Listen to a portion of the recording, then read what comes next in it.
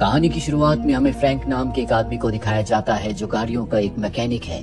उससे मिलने उसकी गर्लफ्रेंड आती है जिससे वो बहुत प्यार करता है। इसके बाद वो बच्चों के साथ फुटबॉल खेलने के लिए जाता है और अब फुटबॉल खेलने के बाद उसकी गर्लफ्रेंड उसे जेल छोड़ने के लिए जाती है। दरअसल वो एक कैदी है, लेकिन उसे ऐसी जेल में रखा गया है जहाँ पर बहुत ही नॉर्मल मुजरिमों को रखा जाता है। यहाँ पर कोई भी खूंखार कैदी नहीं है। जेल में हर कोई फ्रैंक को पसंद करता है, चाहे वो कैदी हो या फिर वहाँ का सिक्योरिटी ऑफिसर, क्योंकि उसका नेचर बहुत अच्छा है। कभी वो किसी रूल को नहीं तोड़ता और इसीलिए उसे हर हफ्ते एक दिन के लिए अपने घर जाने की अनुमति दी जाती है और आज इसीलिए वो अपने घर गया था। 2 महीनों में उसकी सजा खत्म होने वाली है। दरअसल फ्रैंक एक प्रोफेशनल मुजरिम नहीं है। एक बार उसके मेंटोर को कुछ लोग मार रहे थे, इसीलिए उन लोगों को उसने बहुत बुरी तरह से मारा, जिसके बाद उसे सजा हो गई। और जब उसके मेंटोर की मृत्यु होने वाली थी तो उसने वार्डन से रिक्वेस्ट की कि मैं बाहर जाना चाहता हूँ, अपने मेंटोर से मिलना चाहता हूँ, इसके बाद मैं जेल वापस आ जाऊंगा। लेकिन उसे इजाजत नहीं दी गई। इसके बाद वो जेल से भाग गया। उसके मेंटोर की मृत्यु के बाद उसने अपने आप को पुलिस के हवाले कर दिया। लेकिन जिस जेल से वो भागा था वहाँ की सिक्योरिटी बहुत टाइट थी और आज तक कोई उस जेल से नहीं भागा था। इसीलिए जेल से भागने के बाद उसका बहुत नाम हो गया। हर कोई मीडिया में उसी के बारे में बात कर रहा था। लेकिन जेल से भागने की वजह से उसकी सजा को बढ़ा दिया गया। उसकी सजा 5 साल की कर दी गई और अब उसकी जल्दी सजा खत्म होने वाली है। अब एक रात को जब वो अपनी सेल में होता है तभी वहाँ पर कुछ लोग आते हैं जो कि दूसरी जेल की सिक्योरिटी होती है और जबरदस्ती फ्रैंक को उठाकर अपने साथ यहाँ से एक दूसरी जेल में ले जाते हैं। हालांकि फ्रैंक उनसे कहता भी है कि मुझे यहाँ से ट्रांसफर के बारे में कुछ नहीं बताया गया था। वो कहते हैं कि हमारे काम करने का यही तरीका है और अब जिस जेल में उसे लाया गया है यहाँ पर बहुत ही खूंखार कैदी रहते हैं। यहाँ का जो वार्डन है वो वही वार्डन है जिसकी जेल से पहले फ्रैंक भागा था। दरअसल फ्रैंक के भागने के बाद वार्डन की बहुत बदनामी हुई थी और इसीलिए उसने फ्रैंक का ट्रांसफर अपनी जेल में करवाया है, क्योंकि वो फ्रैंक से बदला लेना चाहता है। अब यहाँ का जो कैप्टन होता है फ्रैंक को यहाँ के रूल्स के बारे में बताता है और कहता है कि अगर तुमने किसी भी रूल को तोड़ा तो उसकी तुम्हें सजा दी जाएगी। और अब उसे एक सेल में बंद कर दिया जाता है। कुछ देर के बाद उसे वार्डन के पास ले जाया जाता है। वार्डन कहता है कि पिछली बार जब तुम मेरी जेल से भागे थे तो मीडिया ने तुम्हें हीरो बना दिया था, लेकिन मेरी बहुत बदनामी हुई, मेरा डिमोशन हो गया। पहले मुझे अमेरिका के टॉप जेलर्स यानी कि टॉप वार्डन्स में गिना जाता था, लेकिन अब मेरी गिनती उनमें नहीं होती। पीठ पीछे लोग मेरा मजाक उड़ाते हैं और इन सब की वजह तुम हो। फ्रैंक कहता है कि इसकी वजह मैं नहीं हूँ, बल्कि सब कुछ तुम्हारी वजह से हुआ है। मैंने तुमसे रिक्वेस्ट की थी कि मात्र 1 घंटे के लिए मुझे मेरे मेंटोर के पास जाने दो, लेकिन तुमने मुझे जाने नहीं दिया, इसीलिए मुझे जेल से भागना पड़ा, जिस वजह से मेरी सजा को 5 साल बढ़ा दिया गया। लेकिन वार्डन को इस बात से कोई फर्क नहीं पड़ता, बस वो उससे बदला लेना चाहता है। इसके बाद फ्रैंक को एक सेल के अंदर बंद कर दिया जाता है जिसके अंदर गैस छोड़ी जाती है। दरअसल जब भी कोई कैदी कोई गलती करता है या किसी रूल को तोड़ता है तो उसे इसी केबिन के अंदर बंद करके उसके अंदर गैस को छोड़ दिया जाता है। फ्रैंक ने कोई गलती नहीं की है, लेकिन फिर भी उसे सजा दी जा रही है। उसे केबिन के अंदर बंद करके गैस को छोड़ दिया जाता है, जिससे उसे सांस लेने में बहुत तकलीफ होती है। वहाँ पर गैस को जो कंट्रोल कर रहा होता है उसे समझ में आ जाता है कि अब गैस को बंद कर देना चाहिए, लेकिन वार्डन उसे ऐसा करने से मना करता है। अंदर फ्रैंक तड़प रहा होता है और जब उसकी मृत्यु होने वाली होती है तभी उस गैस को बंद कर दिया जाता है। इससे फ्रैंक को बहुत तकलीफ होती है।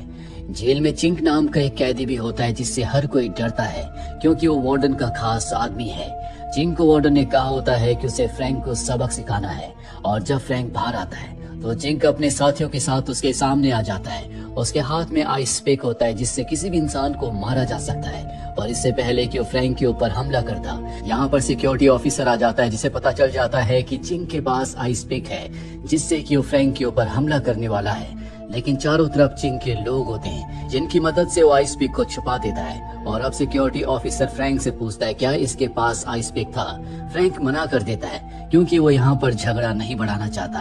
अब जब फ्रैंक जेल में सफाई कर रहा होता है तभी उसके पास डेलिस नाम का एक दूसरा कैदी आता है। वो कहता है कि जिस जेल से पहले तुम भागे थे मैं भी वहीं पर था। मैं जानता हूँ कि तुम बहुत ही शातिर हो, तुम किसी भी जेल से भाग सकते हो। मैं चाहता हूँ कि हम दोनों यहाँ से भाग जाएं। लेकिन फ्रैंक साफ साफ मना कर देता है। वो कहता है कि 2 महीने बाद मेरी सजा खत्म होने वाली है। डेलिस कहता है कि तुम मेरे साथ चलो, तुम एक अच्छे मैकेनिक हो, सफाई का काम छोड़कर मैं तुम्हें मैकेनिक का काम दिलवा देता हूँ। और वो उसे गराज में ले जाता है। लेकिन वहाँ का जो हेड मैकेनिक होता है वो कहता है कि मेरे पास किसी भी फालतू इंसान के लिए काम नहीं है, मुझे एक्सपर्ट लोग चाहिए। इसीलिए फ्रैंक वहाँ से चला जाता है। जिसके बाद डेलस फ्रैंक को अपना प्लान बताता है कि मैं यहाँ से एक पाइप के जरिए भागूंगा जो ऊपर की तरफ जाता है। फ्रैंक कहता है कि शायद तुमने पाइप को अच्छे से ऑब्जर्व नहीं किया। उसके अंदर का जो टेम्परेचर है वो इतना ज्यादा है कि उसके अंदर जाते ही तुम्हारी मृत्यु हो जाएगी। जो सुनकर डेलिस डर जाता है। अगले दिन जब ये खाना खाने के लिए जाते हैं तो देखते हैं कि वहाँ पर एक नया कैदी आया है जिसका नाम पीना है। उसे सब परेशान कर रहे होते हैं। फ्रैंक उसकी मदद करता है और अब फ्रैंक भी उसी के साथ बैठ जाता है जहाँ पर डेलिस भी है। पीना कहता है कि मैं किसी तरह का कोई ग्रुप नहीं बनाना चाहता। तभी एक कैदी आइस पिक से एक दूसरे कैदी को मार देता है जो देखकर पीना डर जाता है। फ्रैंक कहता है कि अगर तुम किसी ग्रुप में शामिल नहीं हुए तो हो सकता है कि तुम्हारे साथ भी यही हो। पीना अब इनके ग्रुप में शामिल हो जाता है। वहीं अगले दिन अब चिंग फ्रैंक से कहता है क्यों ना रग्बी का एक मैच हो जाए। फ्रैंक उसकी इस बात को मान जाता है जिसके बाद इनके बीच में रग्बी का मैच होता है। चिंग और उसके जितने भी लोग होते हैं वो सब के सब चीटिंग करते हैं। वो जबरदस्ती फ्रैंक के ऊपर हमला करते हैं, लेकिन फ्रैंक अपने गेम में बहुत ही अच्छा होता है इसीलिए वो उनका सामना करता है। यहाँ पर वो हेड मैकेनिक भी इनके गेम को देख रहा होता है जिसने फ्रैंक को गराज में रखने से मना कर दिया था। उससे सब नहीं देखा जाता इसीलिए फ्रैंक की टीम में शामिल हो जाता है। इसके बाद ये चिंग की टीम को हराना शुरू कर देते हैं। ये एक दूसरे के ऊपर हमला भी कर रहे होते हैं और अब यहाँ पर सिक्योरिटी आ जाती है जिसके बाद इनका मैच खत्म हो जाता है। हेड मैकेनिक कहता है कि तुम कल से गराज में आ सकते हो, तो मेरे साथ काम करोगे। और अब अगले दिन जब वो गराज में जाता है वो हेड मैकेनिक उसे पूरा गराज दिखाता है। वहाँ पर एक मस्टैंग कार भी होती है। हेड मैकेनिक कहता है कि ये मेरी पसंदीदा कार थी लेकिन अब इसका इंजन पूरी तरह से खराब हो चुका है, ये दोबारा ठीक नहीं हो सकता। फ्रैंक कहता है कि मैं एक बार कोशिश करना चाहूंगा। वो कहता है कि अगर तुमने इसे ठीक कर दिया तो जो तुम चाहते हो मैं तुम्हें वो देने के लिए तैयार हूँ। और अब फ्रैंक उस कार के इंजन को ठीक करने में लग जाता है जिसके लिए वो बुक्स भी पढ़ता है। दरअसल वो इस काम में बहुत माहिर होता है। दिन रात मेहनत करके वो गाड़ी के इंजन को ऑन कर देता है, उसे पेंट करता है और अब गाड़ी पूरी तरह से नई हो चुकी है। पीना भी उसके साथ गाड़ी में बैठा होता है। पीना कहता है कि मुझे गाड़ी चलानी नहीं आती। फ्रैंक उसे गाड़ी चलाना सिखाता है। पीना कहता है कि मैं इस गाड़ी को कभी दोबारा चला पाऊंगा। फ्रैंक कहता है कि नहीं और वो जबरदस्ती उस गाड़ी को बाहर ग्राउंड में ले जाता है जहाँ पर वो गाड़ी को चारों तरफ घुमाना शुरू कर देता है। और तभी यहाँ पर वार्डन आ जाता है। फ्रैंक भी वहाँ पर होता है। वार्डन को पता है कि ये सब कुछ पीना ने किया है, लेकिन वो पीना को कहता है कि तुम यहाँ से हट जाओ। दरअसल वो फ्रैंक से बदला लेना चाहता है। इसके बाद वो चिंग को बेसबॉल का बैट देता है और कहता है कि गाड़ी को तोड़ दो। फ्रैंक की आंखों के सामने गाड़ी को तोड़ दिया जाता है जिससे फ्रैंक को बहुत दुख होता है और अब सजा के तौर पर फ्रैंक को काल कोठरी में बंद कर दिया जाता है जहाँ पर पूरी तरह से अंधेरा होता है। लेकिन उसे टॉर्चर करने के लिए दिन में कई बार वहाँ पर तेज लाइट जलाई जाती है और उसे कहा जाता है कि ऊपर कैमरा में देखकर अपना नाम बताओ। फ्रैंक को ऐसा करना पड़ता है। कई दिनों तक वो उसी काल कोठरी में रहता है जिससे उसके दिमाग पर भी असर होना शुरू हो जाता है। और एक दिन जब उससे नाम पूछा जाता है तो वो अपना नाम गलत बता देता है, जिसके बाद गार्ड्स अंदर जाते हैं और उसे बहुत बुरी तरह से मारते हैं। इस जेल का जो कैप्टन है वो वहाँ पर आकर सबको रोकता है क्योंकि उसे पता है कि फ्रैंक के साथ गलत हो रहा है। वो फ्रैंक को वहाँ से निकालता है। यहाँ पर फ्रैंक की गर्लफ्रेंड ने उसके लिए बहुत सारे लेटर्स भी भेजे होते हैं जो अब तक फ्रैंक को नहीं दिए, लेकिन अब वो फ्रैंक को दे दिए जाते हैं। फ्रैंक उन्हें पढ़कर बहुत खुश होता है और अब जबकि उसे काल कोठरी से आजाद कर दिया गया है तो वो अपने दोस्तों से मिलने के लिए गराज में जाता है जहाँ पर पीनो उससे माफी मांगता है। वो कहता है कि सजा का हकदार मैं था। फ्रैंक कहता है कि मुझे इस बात से अब कोई फर्क नहीं पड़ता। मुझे इस जेल में 40 दिन हो चुके हैं और अगले 20 दिनों में मैं यहाँ से आजाद हो जाऊंगा। बस मुझे उसी दिन का इंतजार है। अगले दिन जब फ्रैंक खाना खा रहा होता है तभी वहाँ पर चिंग आता है जो उसकी खाने की प्लेट उठाकर वहाँ से चला जाता है, लेकिन फ्रैंक उसे कुछ नहीं कहता। जिसके बाद फ्रैंक के साथ ही आते हैं और उसे अपनी प्लेट से खाना खिलाते हैं। वार्डन को जब ये बात पता चलती है कि फ्रैंक ने चिंग से किसी तरह की कोई लड़ाई नहीं की तो उसे बहुत गुस्सा आता है और अब वो चिंग से कहता है कि तुम्हें कुछ ऐसा करना होगा जिससे फ्रैंक की सजा बढ़ जाए। इसीलिए चिंग अपने साथियों के साथ मिलकर फ्रैंक के साथ ही पीना को जिम रूम में बुलाता है जहाँ पर उसे बहुत बुरी तरह से मारा जाता है। जिसके बाद चिंग उसके ऊपर बेंच प्रेस का बहुत भारी वेट गिरा देता है जिससे उसकी मृत्यु हो जाती है। और जब फ्रैंक को ये बात पता चलती है तो उसे बहुत गुस्सा आता है। उसे पता है कि ये सब उसकी वजह से हुआ है क्योंकि वार्डन चाहता है कि वो चिंग के साथ लड़े और अब वो चिंग के और उसके साथियों से लड़ने के लिए बाहर जाता है जहाँ पर वो सबको बहुत बुरी तरह से मारता है। चिंग को मारते मारते वो एक बेंच के ऊपर लिटा देता है और अब जिस तरह से उसने पीना को मारा था फ्रैंक भी उसी तरह से उसके ऊपर वेट गिराने वाला है। लेकिन तभी वो वार्डन को देखता है। वो समझ जाता है कि ये वार्डन की चाल है। दरअसल वार्डन चाहता है कि वो चिंग को मार दे ताकि उसकी सजा बढ़ जाए और जिंदगी भर वो उसे टॉर्चर करता रहे, लेकिन वो ऐसा नहीं करता। और चिंग को जिंदा छोड़ देता है। पर तभी चिंग की गैंग का एक आदमी जिसके पास आइस पिक है वो पीछे से फ्रैंक के ऊपर हमला करके उसे जख्मी कर देता है, जिसके बाद उसे मेडिकल रूम में ले जाया जाता है। यहाँ पर उसकी गर्लफ्रेंड भी उसे मिलने के लिए आती है, जिसे आधे घंटे का टाइम दिया गया है। ये दोनों एक दूसरे को देखकर बहुत खुश हैं, क्योंकि दोनों ही एक दूसरे से बहुत प्यार करते हैं। लेकिन 5 मिनट में ही यहाँ पर गार्ड्स आ जाते हैं जो उसकी गर्लफ्रेंड को यहाँ से बाहर ले जाते हैं। और अब जब रात को फ्रैंक अपनी सेल में होता है तो वहाँ पर एक कैदी आता है। वो कहता है कि मैं कल यहाँ से रिहा होने वाला हूँ। यहाँ से रिहा होने के बाद मैं तुम्हारी गर्लफ्रेंड के पास जाऊंगा, उसकी इज्जत के साथ खिलवाड़ करके उसे मार दूंगा और अब मुझे कोई नहीं रोक सकता। वो उसे उसकी गर्लफ्रेंड की फोटो भी दिखाता है। इस बात से फ्रैंक बहुत ज्यादा परेशान हो जाता है। वो वहाँ के गार्ड से कहता है कि मुझे एक फोन करना है, लेकिन वो उसे फोन करने की इजाजत नहीं देते। और अब डेलस उसके पास आता है। वो डेलस से कहता है कि मुझे यहाँ से भागना होगा। डेलस कहता है कि कुछ ही दिनों में तुम्हारी सजा खत्म होने वाली है, तुम ऐसा मत करो। वो बताता है कि अगर मैं यहाँ से नहीं निकला तो वो मेरी गर्लफ्रेंड को मार देगा। और अब डेलस के साथ मिलकर वो जेल से भागने की तैयारी करता है। ये सबसे पहले ड्यूटी वाले गार्ड को बेहोश कर देते हैं और अब दीवार फांद के दूसरी तरफ चले जाते हैं, जहाँ पर एक जगह से इन्हें राइट जाना होता है। फ्रैंक कहता है कि यहाँ से राइट चलो, और डेलस कहता है कि हमें यहाँ से लेफ्ट जाना है, मुझे यहाँ से जाने का रास्ता पता है, तुम्हें मुझ पर विश्वास करना होगा। फ्रैंक उसकी बातों पर विश्वास करके उसके साथ लेफ्ट चला जाता है। और जब भी आगे बढ़ते हैं तो वहाँ पर वार्डन अपने बहुत सारे गार्ड्स के साथ खड़ा होता है और अब फ्रैंक को पकड़ लिया जाता है। वो समझ जाता है कि उसके दोस्त डेलस ने उसे धोखा दिया है। वो पूछता है कि तुमने ऐसा क्यों किया। डेलस बताता है कि तुम आज नहीं तो कल जेल से छूट ही जाओगी, लेकिन मुझे उम्र कैद की सजा दी गई है।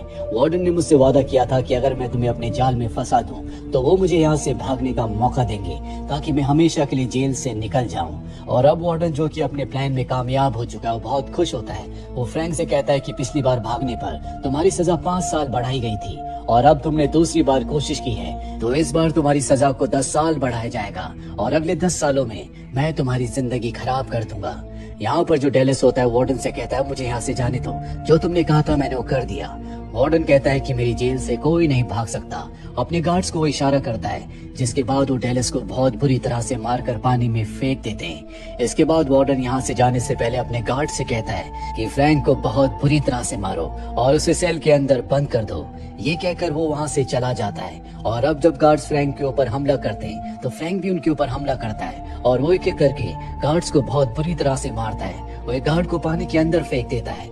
और अब जब वो यहाँ से जा रहा होता है तभी डेलस उससे कहता है कि तुम मेरी मजबूरी को समझ सकते थे, क्या तुम मुझे अपने साथ ले जाओगे। फ्रैंक कहता है कि हाँ। दरअसल फ्रैंक ने उसे माफ कर दिया। फ्रैंक अपना हाथ बढ़ाता है, तभी वो गार्ड जो पानी के अंदर होता है वो फ्रैंक का गला जंजीर से दबाना शुरू कर देता है। फ्रैंक की जान जाने वाली होती है कि डेलस वहाँ से इलेक्ट्रिक वायर निकाल देता है और कहता है कि अगर तुमने फ्रैंक को नहीं छोड़ा तो मैं इस वायर को, इस करंट को पानी में छोड़ दूंगा, जिससे मेरे साथ तुम भी मारे जाओगे। उसे मजबूरी में फ्रैंक को छोड़ना पड़ता है और अब डेलस उस तार को पानी के अंदर फेंक देता है, जिससे उसके साथ साथ उस गार्ड की भी मृत्यु हो जाती है। फ्रैंक अब यहाँ से निकल जाता है। सबको पता चल जाता है कि फ्रैंक जेल से भाग रहा है। हर कोई उसे ढूंढ रहा होता है, लेकिन फ्रैंक का किसी को कुछ पता नहीं चलता। वार्डन इस बात पर बहुत गुस्सा हो जाता है कि फ्रैंक एक बार फिर से उसके हाथ से निकल गया। वो कहता है कि फ्रैंक मुझे जिंदा चाहिए और तभी फ्रैंक वहाँ पर पीछे से आकर उस पर चाकू तान देता है और उसे कहता है कि तुम्हें क्या लगा था कि मैं यहाँ से भाग जाऊंगा और जिंदगी भर पुलिस से भागता रहूंगा। मैं ऐसा नहीं कर सकता था। और अब वो वार्डन को एग्जीक्यूशन रूम में ले जाता है, जहाँ पर वो उसे इलेक्ट्रिक चेयर के ऊपर बिठा देता है। इन पर उन कैदियों को बिठाया जाता है जिन्हें सजाए मौत दी जाती है। यहाँ पर अब सिक्योरिटी वाले यानी कि सभी गार्ड्स भी आ जाते हैं, जिनके साथ कैप्टन भी होता है। फ्रैंक अपने हाथ को टेप से इलेक्ट्रिक स्विच के साथ बांध देता है। उसके ऊपर गन तान दी जाती है। फ्रैंक कहता है कि अगर तुमने मुझे गोली मारी तो मेरी मौत के साथ ये स्विच भी ऑन हो जाएगा, जिससे कि वार्डन मारा जाएगा। कैप्टन कहता है कि कोई गोली नहीं चलाएगा। और अब वो वार्डन से कहता है कि तुम्हें अपने सभी जुर्मों को कबूल करना होगा, जो कुछ तुमने मेरे साथ किया है। कैप्टन को तुम्हें वो पूरा सच बताना होगा, जिसके बाद वार्डन कैप्टन के सामने सारा सच बता देता है कि किस तरह से उसने फ्रैंक को फंसाया था ताकि वो यहाँ से भागने की कोशिश करे और उसकी सजा को बढ़ा दिया जाए। वार्डन के एक्सेप्ट करते ही फ्रैंक उस स्विच को नीचे खींच देता है, जिससे वार्डन की चीख निकल जाती है, लेकिन उसे करंट नहीं लगता क्योंकि फ्रैंक ने पहले इसका फ्यूज निकाल दिया था। वो कहता है कि मैं इसे कभी नहीं मारना चाहता था, बल्कि मैं ये चाहता था कि तुम सबके सामने वार्डन का सच आए। और अब कैप्टन कहता है कि फ्रैंक को पकड़ लिया जाए, साथ ही वार्डन को भी, क्योंकि उसने अपने पर्सनल रिवेंज के लिए हर एक कानून को तोड़ा है। इसके बाद फ्रैंक को एक हफ्ते के बाद यहाँ से हमेशा के लिए आजाद कर दिया जाता है, क्योंकि उसने जो कुछ किया था वो वार्डन की एक साजिश थी। वार्डन को उसकी जॉब से निकाल दिया जाता है और अब भी उसके ऊपर केस चल रहा है। इसी के साथ ही फिल्म ये कहानी यहीं पर खत्म हो जाती है। उम्मीद करते हैं कि ये कहानी आपको पसंद आई होगी।